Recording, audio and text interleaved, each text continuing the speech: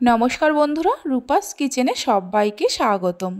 आज के आमी आपनादेर संगे हाथे मेखे सयाबिन आलुर कषार रेसिपि शेयर करब। एइभावे बानाले मांसेर स्वादकेও हार मानाबे।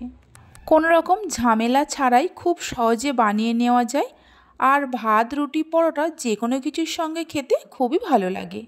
ताहले चलुन रेसिपिटी देखे नेওয়া যাক। शुरू थेके शेष पर्यन्त देखार जोन्नो आपनादेर काछे अनुरोध रइल। एखाने आमी 3टे बड़ साइजेर आलुर खोसा छाड़िए निये मीडियम साइज करे केटे धुए निয়েছি। एक बाटी सयाबिन निये नर्माल जल दिए 10 থেকে 15 मिनट भिजिए रेखेছিলাম। 15 मिनट पर सयाबिन थेके এইভাবে जल झरिए निये आलुर मध्य दिए देब।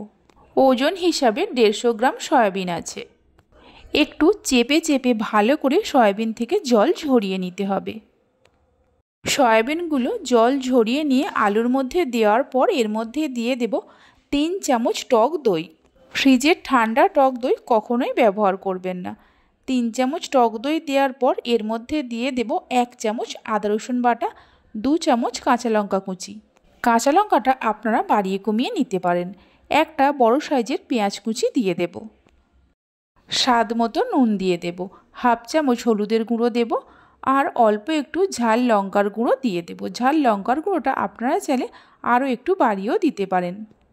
हाफ चामच जिरे गुঁড়ো दिए देब, हाफ चामच धने गुঁড়ো देब। सामान्य चीनी दिए देब। আপনারা চাইলে চিনিটা নাও দিতে পারেন, তবে দিলে স্বাদটা খুব ভালো হয়। 2 চামচ সরিষার তেল দিয়ে দেব। এবার সবকিছুকে হাত দিয়ে খুব ভালো করে মেখে নেব। এইভাবে আমার মতো করে একবার সয়াবিন আলুর এই রেসিপিটি বানাতে পারেন। ভাত রুটি পরোটা যে কোনো কিছুর সঙ্গে খেতে খুবই ভালো লাগে। আর বাড়িতে বানালে খেয়ে আপনাদের কেমন লাগলো অবশ্যই আমাকে কমেন্ট করে জানাবেন। সব কিছুকে ভালো করে মেখে নেওয়া হয়ে গেছে। এটাকে ঢাকা দিয়ে 10 থেকে 15 মিনিটের জন্য রেখে দেব। আপনারা চাইলে এর থেকে বেশি সময়ের জন্য রাখতে পারেন, চাইলে সঙ্গে সঙ্গেও করে নিতে পারেন। গ্যাসের ওপর একটা কড়া বসিয়ে কড়ার মধ্যে দিয়ে দেব 2 চামচ সরিষার তেল। তেলের মধ্যে দিয়ে দেব হাফ চামচ গোটা জিরে আর গোটা গরম মশলা। এখানে 4টে লবঙ্গ, 3টে এলাচ, 2 টুকরো দারচিনি আর 1 টুকরো জয়িত্রী নিয়েছি। এলাচ 3টেকে ফাটিয়ে নিয়েছি। মিডিয়াম ফ্লেমে ফোড়নটাকে হালকা করে ভেজে নেব। ফোড়নটাকে হালকা করে ভেজে নেওয়ার পর এর মধ্যে দিয়ে দেব মেখে রাখা সয়াবিন আর আলু। রান্নাটা আমি সরিষার তেলে করছি, আপনারা চাইলে সাদা তেল দিয়েও করতে পারেন। কড়ার মধ্যে সয়াবিন আলুটা দেওয়ার পর মিডিয়াম ফ্লেমে সয়াবিন আলুটাকে কষাতে থাকবো মিনিট 4-5 সময় ধরে। রান্নাটা যদি আরও তাড়াতাড়ি করতে চান তাহলে প্রেসার কুকারের মধ্যে একটু কষিয়ে নিয়ে 2টো সিটি দিলেই হয়ে যাবে।